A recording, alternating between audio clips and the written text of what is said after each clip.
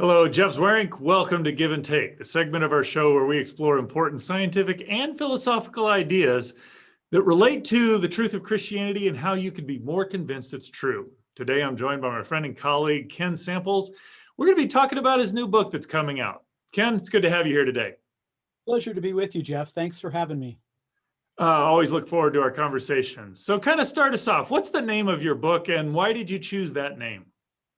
Yeah, the title of the book is Christianity Cross-Examined, and the subtitle is it rational, relevant, and good?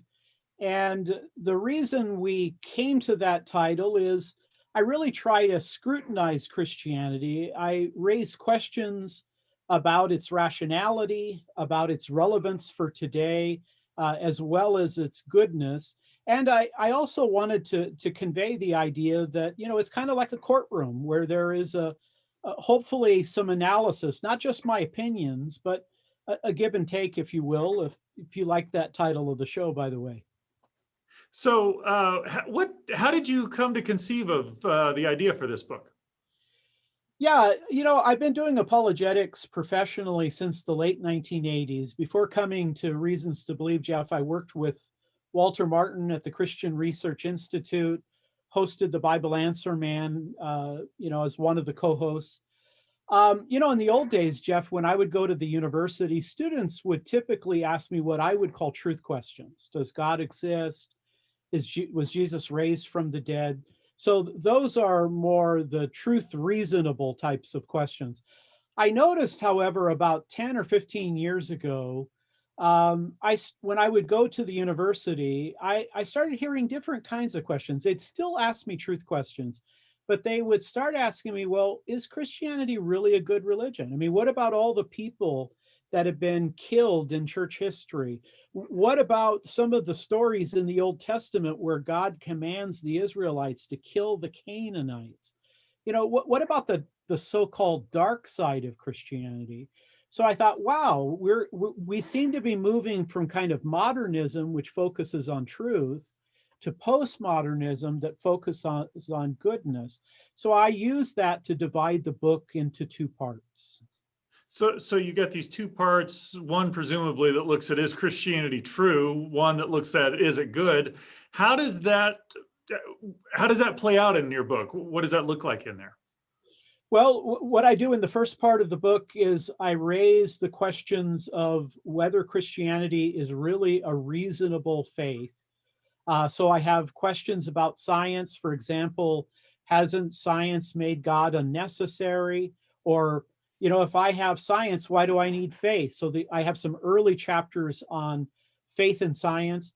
I also have a chapter about mysteries of the faith, like the Trinity and the Incarnation. How are they logical? How can they be reasonable? And then I have a question in the first part of the book. If God created all, who created God? I discovered, Jeff, in 2017, that was the most Googled question about God. So that first section deals with a lot of, is Christianity reasonable, logical, rational, scientific? The second part then looks at those challenges. I mean, what about people who were killed in the name of God? What about the Inquisition, the Crusades, the 30 Years' War, the Salem witch trials? I then look at some of the biblical challenges. What was happening when Yahweh commanded Joshua to destroy the Canaanites? And I also look at other controversial questions for us today. Why doesn't the Bible condemn slavery? And I address other questions like, why are Christians so unlike Christ in terms of their kind of Hippocratic or hypocrisy and types of things of that nature? So that's how kind of the book is divided and how it kind of cashes out. It sounds like as I'm listening to you that, when you're interacting with someone, they could ask a question, why are there natural disasters? And it seems to me there could be two aspects to that question. One is, why would God allow natural disasters? Is there any reason for this?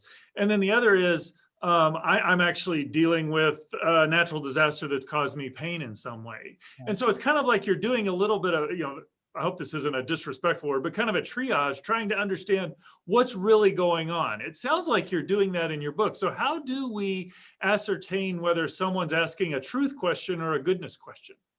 It's interesting, Jeff, in that context.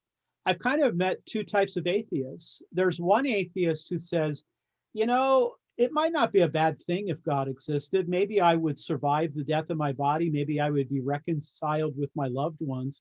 But there's just no good reason to think it's true. Christianity is not ultimately reasonable.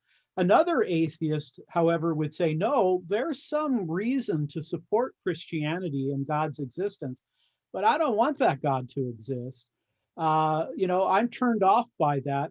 I think, Jeff, in this kind of context, I not only want to tell people that Christianity is reasonable, it can pass the rationality test, but I also want to kind of give them a sense that, maybe you should actually hope that Christianity is true, because it really is a good thing. And in the old days, back in the 80s, when I was doing the Bible Answer Man program, Jeff, all I thought about is Christianity true? If it's true, then you should accept it. But a lot of people today don't think that way. They have viewed Christianity as, I'm not sure I want any part of that if I have to accept all these kind of other things. So that's how I see it working in terms of your question. So, I mean, we've spent a lot of time at Reasons to Believe developing, I would say, a lot of truth answers. Does the Bible align with science? These sorts of questions. How do we answer the question, is Christianity good? What are some of the features of that answer? Yeah, I spent some time in the book talking about what I call, the very good things about Christianity. Let me talk about them. There was the scientific revolution in the 1600s called the emergence of science. Jeff, the intellectual firepower that produced that came out of the university systems in Europe in the Middle Ages. They were all Christian universities: Oxford, Cambridge, University of Paris, etc. The Christian worldview provided the basis for the birth of science. Moreover, in terms of education for people, the church played a very significant role in allowing learning to continue during parts of the Dark Ages. And early Christians were very much involved in the dignity of people. I mean, ultimately, if you look at the abolitionists who sought to bring an end to slavery, both in England and in America, they were by and large Christian people. So there have been many things that Christianity has done well for the world. And that's not always the case in every other particular religion or worldview. Well, thank you very much, Ken. I appreciate your comments. I would really encourage you to go to reasons.org, find out how you can get a copy of Ken's latest book. It's called Christianity Cross-Examined. Is it rational, relevant, and good? And you will find just some great material, resources, information to help you see how Christianity is not only true, but it's also good, and how we can use that to spread the gospel.